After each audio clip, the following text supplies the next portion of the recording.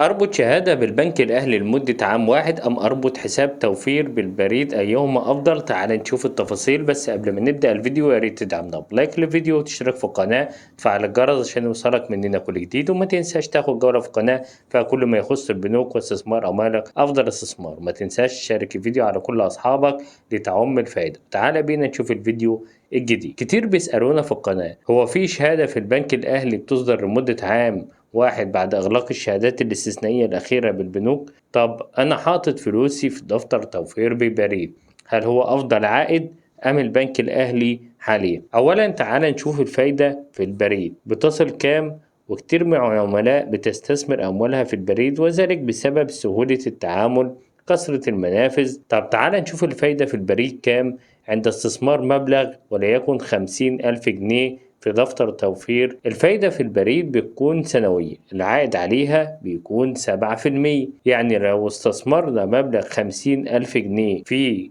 7% في البريد هناخد كام سنوي؟ 50,000 جنيه في 7% بيدونا 3500 جنيه سنوي. يبقى هتتحصل في نهاية العام على 3500 جنيه زائد 50,000 جنيه أصل المبلغ، يبقى أنت معاك 53,500 جنيه. ده في نهاية العام، العائد بيكون زائد نسبة الفايدة في نهاية العام. طب تعال نشوف البنك الأهلي، لو أنا استثمرت فيه مبلغ 50,000 جنيه هتحصل على كام؟ البنك الأهلي بيطرح شهادة في المجموعة ب لمدة عام واحد، دورية الصرف بيكون شهري وده بيكون غير البريد اللي بيصرف العائد بيكون سنوي. نوع الفايدة بتكون ثابتة طول فترة الشهادة، الحد الأدنى لربط الشهادة هو 500 جنيه، مدة الشهادة بتكون عام واحد. الفايدة على الشهادة كام؟